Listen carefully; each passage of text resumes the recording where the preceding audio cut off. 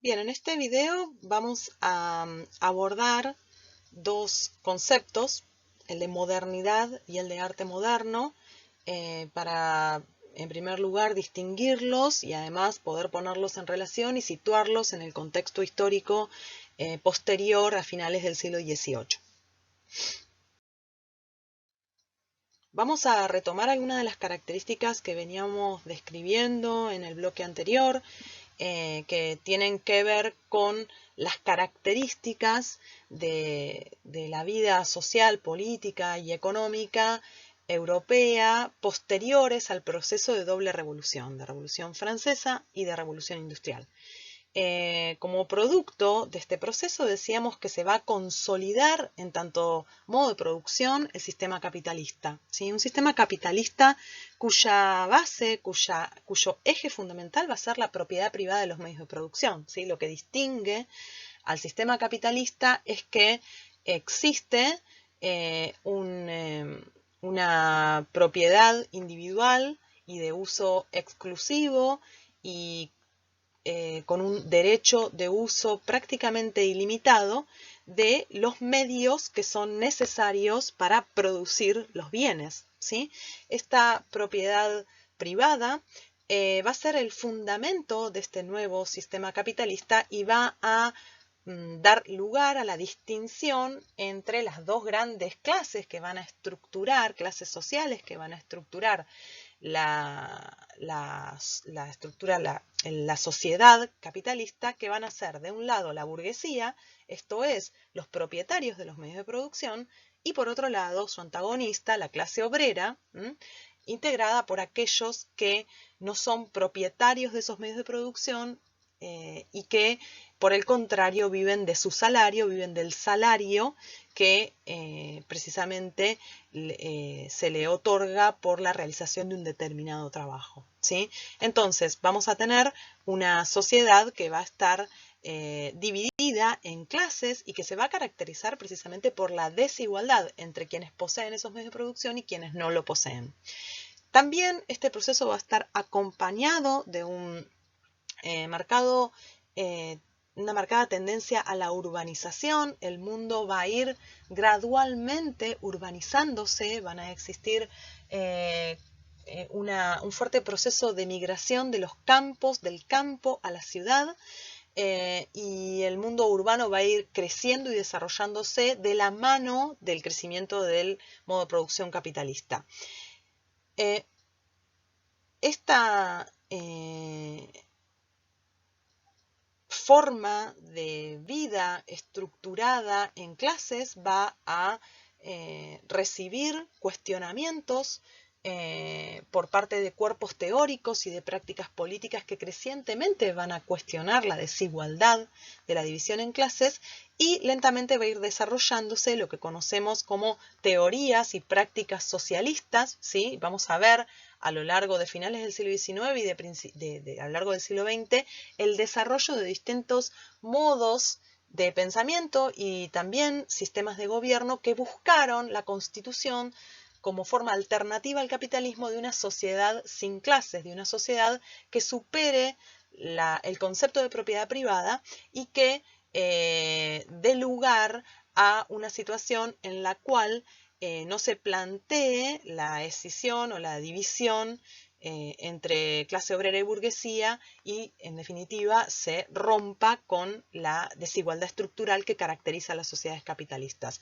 De modo tal que al comprender el afianzamiento del capitalismo, tenemos que también comprender que van a ir desarrollándose sistemas alternativos, sistemas de pensamiento, de crítica al capitalismo alternativos, y también algunos proyectos políticos que van a rivalizar fuertemente con el capitalismo, ¿sí? Aquí podemos mencionar algunos hitos, entre ellos la publicación del Manifiesto Comunista por Marx y Engels a mediados del siglo XIX, que va a ser una formulación justamente de un programa que se plantea la abolición de las clases sociales y el establecimiento de una sociedad que supere al sistema capitalista.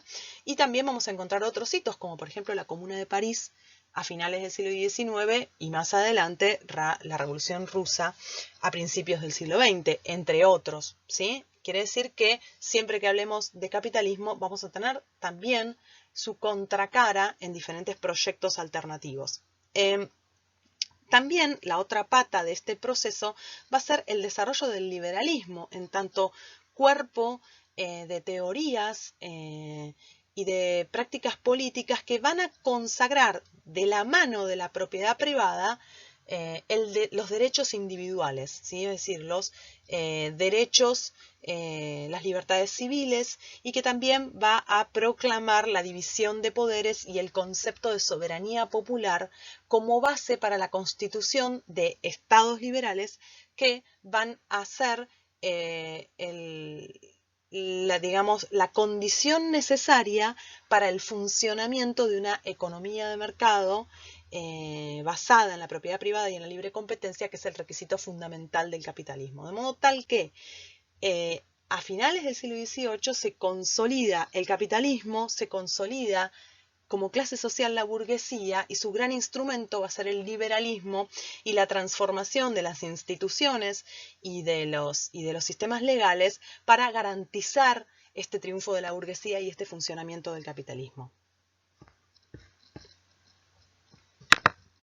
Es en el marco de este proceso donde vemos surgir este conjunto de valores, esta experiencia cultural que denominamos modernidad, ¿sí?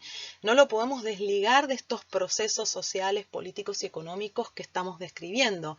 De alguna manera la modernidad es la contracara cultural, es la pata cultural, ¿sí? Simbólica, ideológica, que acompaña estos procesos de cambio que veníamos describiendo. Vamos a analizar cuáles son las características de esta modernidad en tanto experiencia vital y conjunto de valores.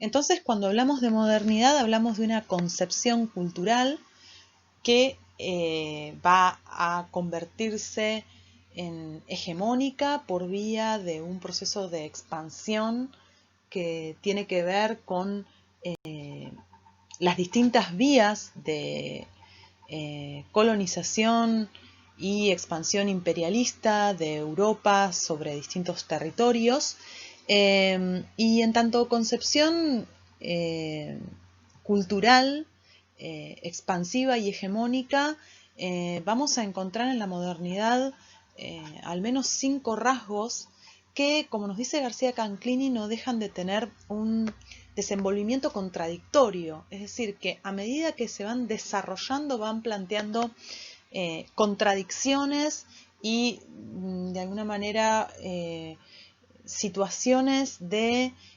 desarticulación entre sí. Por eso la modernidad, el desarrollo de la modernidad es un desarrollo conflictivo. El proceso de modernización implica, está cargado de contradicciones y, como vamos a ver, ha sufrido una serie de críticas muy fuertes, y especialmente desde mediados del siglo XX va a encontrar un gran terreno de cuestionamientos por distintas vías.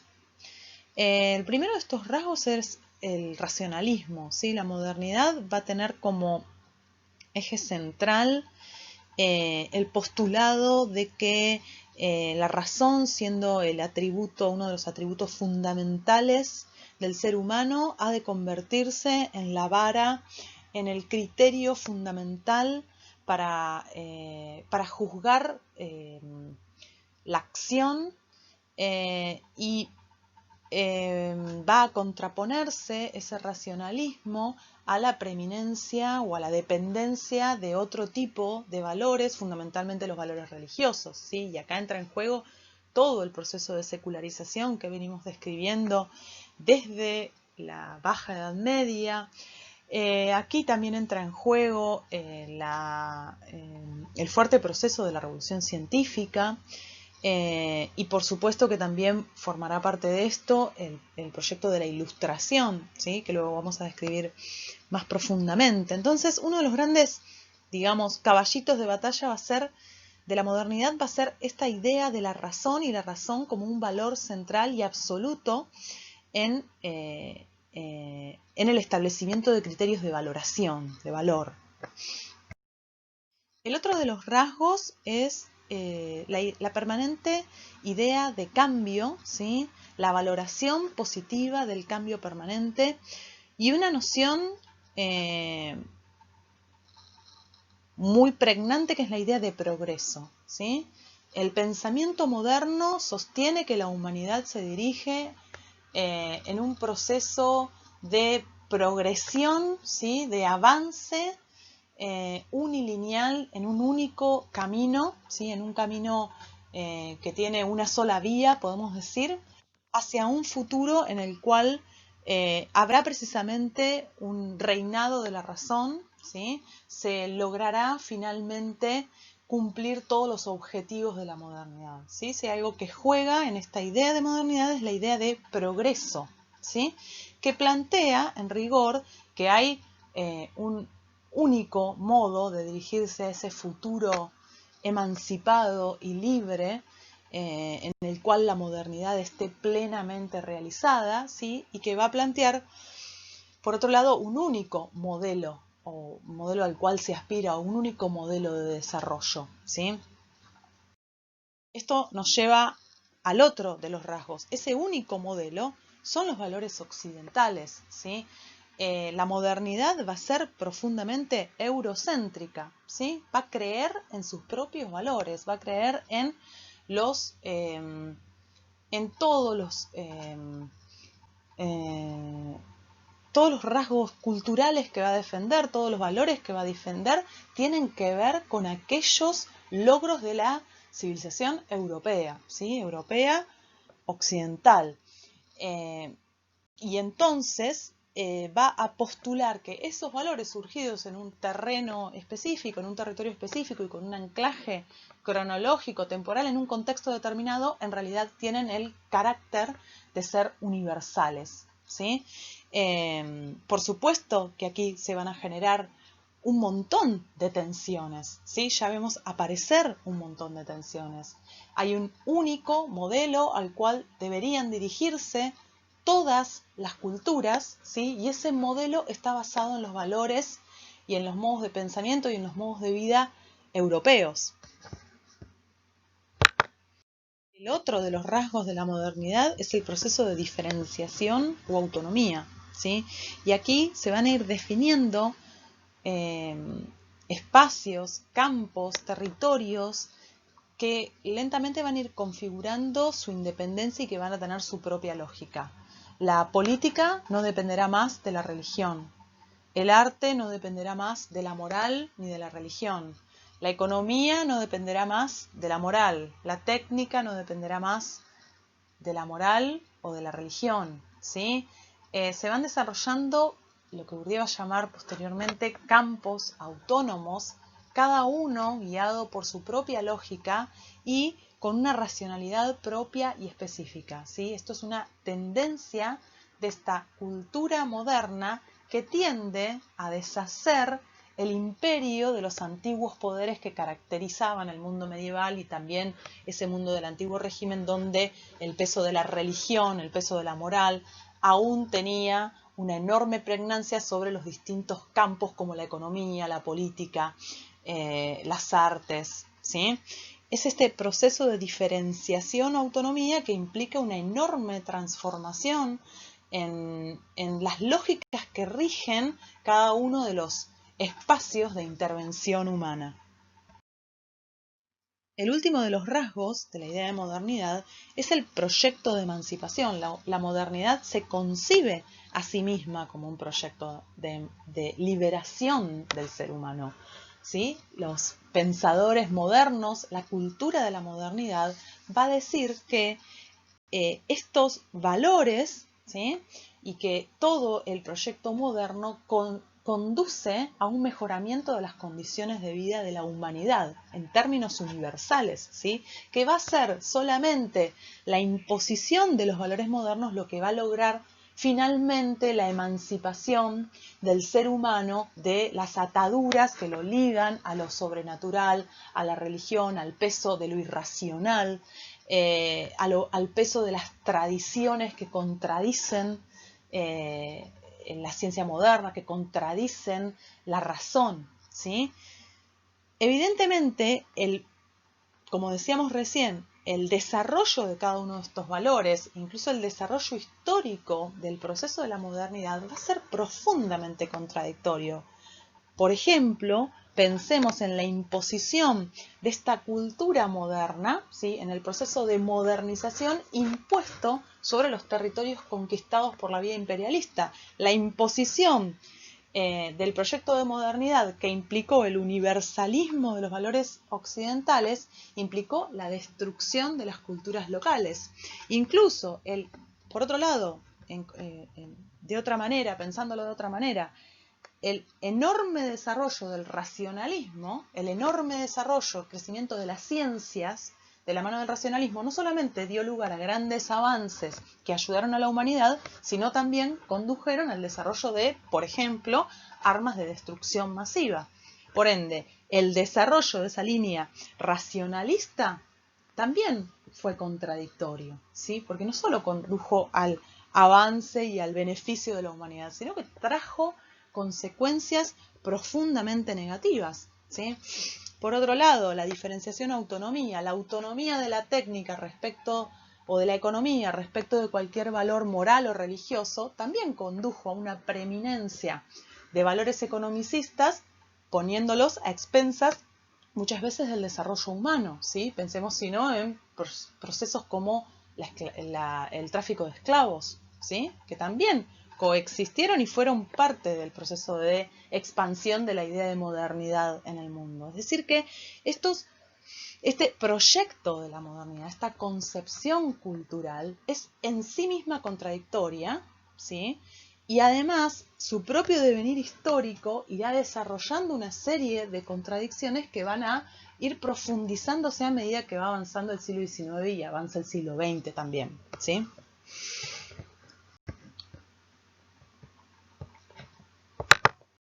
Es decir, que esta modernidad, que es hija, ¿sí?, digamos que es producto del capitalismo, de la consolidación del capitalismo a finales del siglo XVIII y principios del siglo XIX, y que en tanto concepción cultural va a ser hegemónica hasta bien entrado el siglo XX, bien avanzado el siglo XX. De hecho, hay distintas interpretaciones que plantean que a partir de mediados del siglo XX, o bien estaríamos entrando en una nueva fase que sería la llamada posmodernidad, o estaríamos atravesando la modernidad tardía, ¿sí? Este proceso es profundamente contradictorio y va a ser enormemente criticado, ¿sí? Va a tener una serie de limitaciones que son muy palpables y que pueden ser verificadas históricamente en los distintos anclajes territoriales que tuvo esta expansión del concepto de modernidad por vía de la expansión europea.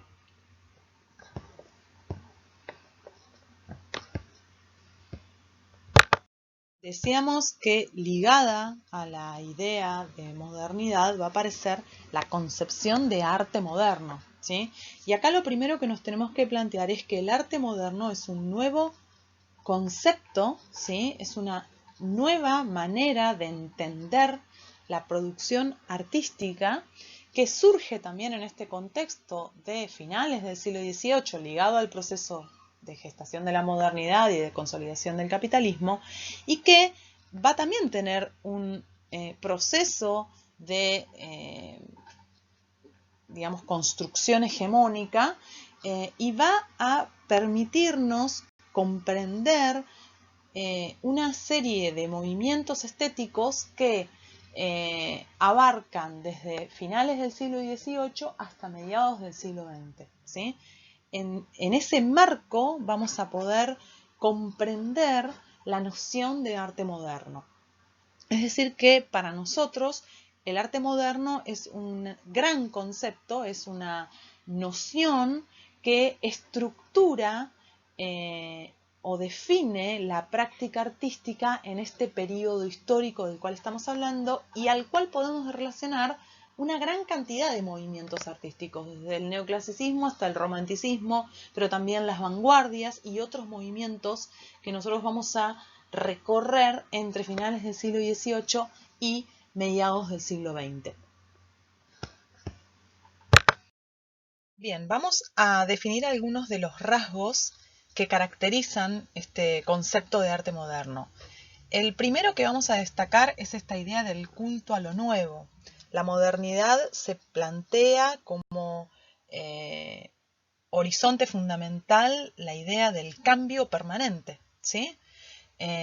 Nos va a decir Bergman, todo lo sólido se desvanece en el aire. La modernidad tiene que ver con lo efímero, con el cambio constante, con la mutación permanente. Y el arte moderno va a erigir el valor del cambio, de la transformación, del cuestionamiento de todo lo precedente como un valor fundamental. Los artistas modernos van a destacar en su producción la idea de cambio. Van a plantearse la necesidad de que su producción sea una producción innovadora, un producto nuevo. El otro rasgo del arte moderno que vamos a describir es precisamente la concepción eurocéntrica. Así como la modernidad en tanto experiencia cultural va a hegemonizar, va a difundir y enaltecer los modos de vida y las concepciones europeas, la categoría de arte moderno no va a ser otra cosa que universalizar y erigir como un valor absoluto los criterios y las prácticas del arte europeo, ¿sí? Y esto se va a convertir en un enorme problema, porque por vía de la expansión europea, esta categoría, este concepto de arte moderno va a difundirse territorialmente a nivel mundial y entonces en los distintos espacios territoriales, en las distintas coyunturas en las cuales va desarrollándose la práctica artística moderna, nos vamos a enfrentar con el problema centro-periferia. ¿Sí? Este es un problema precisamente que vamos a abordar posteriormente, en forma específica, cuando analicemos el arte latinoamericano y la constitución del arte moderno latinoamericano a principios del siglo XX, ¿sí? El otro rasgo tiene que ver con una institución que va desarrollándose especialmente a partir del siglo XVII, que es el mercado, ¿sí? Vimos los orígenes del mercado en el siglo XVII en Holanda, vimos las transformaciones que implicó esta nueva forma de producción artística que se enmarca dentro de un mercado en el cual tenemos oferentes y consumidores que dialogan, que intercambian los bienes de un modo radicalmente diferente al que se venía haciendo a partir de los sistemas del encargo, del mecenazgo, ¿sí? Aquí el mercado va a plantear nuevas relaciones de producción y una de las características del arte moderno va a ser precisamente el desarrollo del mercado artístico. Y el arte moderno va a implicar una inserción en ese mercado, ¿sí? Una problemática inserción, como vamos a ir viendo a lo largo del tiempo, ¿sí? Uno de los valores que va a entrar en contradicción precisamente con otros de los aspectos de la idea de modernidad va a ser el funcionamiento de este mercado, que muchas veces va a plantear demandas y exigencias y lógicas diferentes a las que plantean otras instituciones dentro de la esfera autónoma que constituyen las artes para el arte moderno. El otro elemento que vamos a destacar es la idea de compromiso y de utopía. Como el sistema de pensamiento de la modernidad, ¿sí? El arte moderno también se va a plantear un horizonte utópico y de alguna manera va a plantear que es el arte el que va a permitir la realización de una utopía En tanto, el arte se va a convertir, cierta forma de arte, se va a convertir en un vector para una transformación subjetiva que en definitiva busca la emancipación humana, ¿sí? Entonces, el arte moderno está cargado de una noción utópica, ¿sí? Y muchas veces está atravesado por la problemática del compromiso de los artistas respecto de alguna concepción utópica, ¿sí? Lo que no significa una militancia político-partidaria. La cuestión del compromiso y la utopía en el arte moderno abre un enorme problema, que es el problema de la relación entre el arte y la política.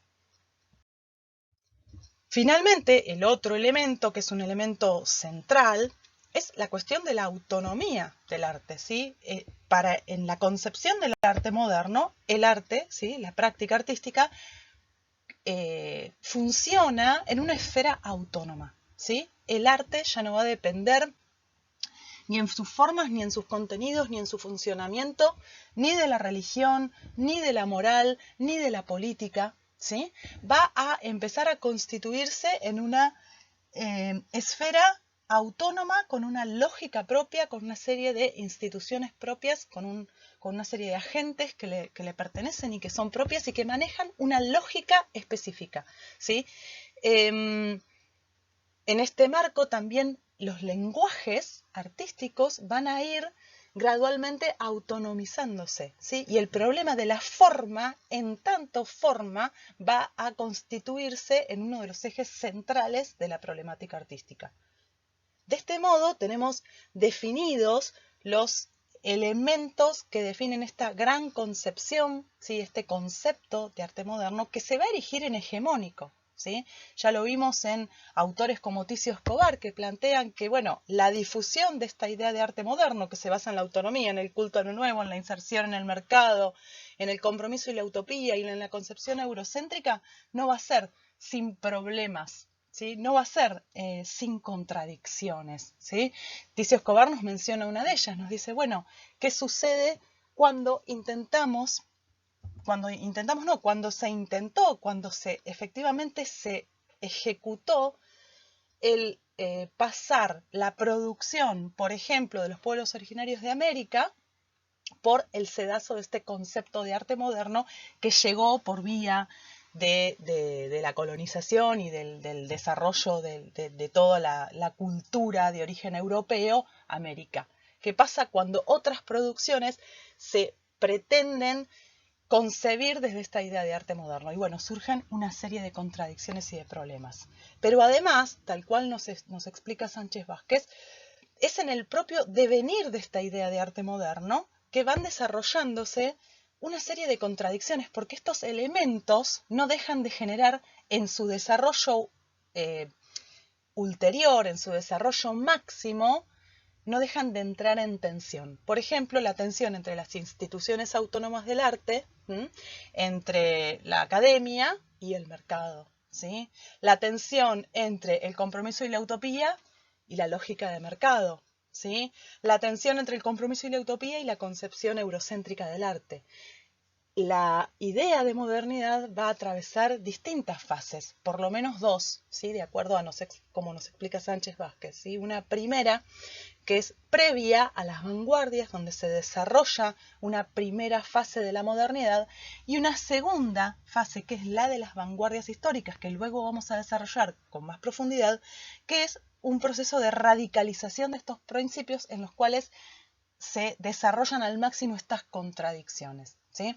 Para cerrar, entonces, nos vamos a quedar con estas ideas de modernidad y arte moderno, que son diferentes, ¿sí? Pero están íntimamente articuladas entre sí y además articuladas con el proceso de consolidación y expansión del capitalismo a finales del siglo XVIII y principios del siglo XIX. Por eso no podemos dejar de señalar que esta idea de modernidad artística está ligada a un proceso histórico muy concreto, ¿sí? Que es el proceso de gestación del campo artístico, ¿sí? Cuando hablamos de campo, hablamos precisamente de esa esfera de las artes que se autonomiza respecto de otras esferas del ámbito social, como puede ser la esfera de la religión, de la política, de la economía, ¿sí? Y esta autonomización, este proceso de autonomización de las artes es un proceso que en Europa va a tener un anclaje histórico determinado y concreto que nosotros, si se ponen a pensar, ya venimos estudiando, ¿sí? Ya vimos y mencionamos, de hecho en este mismo video, cómo desde el siglo XVII veríamos desarrollándose inicialmente en Holanda y luego en otras partes de Europa el mercado del arte. También vimos, cuando analizamos el barroco, especialmente el barroco real, cómo desde el Estado, desde ese Estado absolutista, comenzaron a desarrollarse, de un lado, políticas artísticas que tenían que ver con empezar a concebir inicialmente un patrimonio cultural nacional sobre el cual es necesario ejercer determinadas acciones políticas, ¿sí? Por caso, la creación de las academias reales, ¿sí? Academias estatales que van a encargarse de la educación artística y que van a encargarse también del fomento en otros aspectos de las artes, y también en ese marco de ese absolutismo monárquico la creación de ciertas instituciones, ¿sí? Va a surgir incipientemente una política de creación de distintas instituciones específicas del campo artístico, no solo las academias que ya mencioné, sino también incipientemente salones, museos, que son instituciones específicas del arte. De este modo, desde el siglo XVII comenzaron a desarrollarse, a sentarse las bases de esta autonomía del arte, que va a ser, como vimos, un elemento central en esta idea de arte moderno. Lo que vamos a ver desarrollarse a partir del siglo XVIII es, por otro lado, un campo discursivo específico del arte, ¿sí? Va a surgir la historia del arte, la filosofía del arte, es decir, la estética como rama específica dentro de la filosofía, separada de otros campos como por ejemplo la ética, y también la crítica de arte. Después vamos a desarrollar estos elementos, ¿sí? Pero en definitiva no son otra cosa que discursos que refieren a la práctica artística en tanto esfera autónoma, que van teniendo como objeto específico de estudio el arte, ¿sí? Y de esa manera van a ir definiendo la lógica específica del funcionamiento y la valoración de las artes, ¿sí? Por otro lado, va a ir desarrollándose un lenguaje artístico que comienza a emanciparse de otras funciones, en la cual la discusión acerca de la forma, ¿sí? La exploración específica de la forma en tanto forma, plasmada en distintas disciplinas, como puede ser la pintura, la escultura, la arquitectura, va a constituir un problema en sí mismo y va a estar desligada de otras funciones que se le puedan atribuir, ¿sí? Todos estos temas, el desarrollo de un campo discursivo y el desarrollo de un lenguaje artístico autónomo, los vamos a ir desarrollando. Pero es importante comprender que esta idea de arte moderno no surge ex nihilo, no surge de la nada, sino que surge en un contexto histórico en el cual se va definiendo un campo artístico a partir de la creación de estas instituciones, de estos discursos y las exploraciones y la definición en torno a un lenguaje artístico en términos secularizados.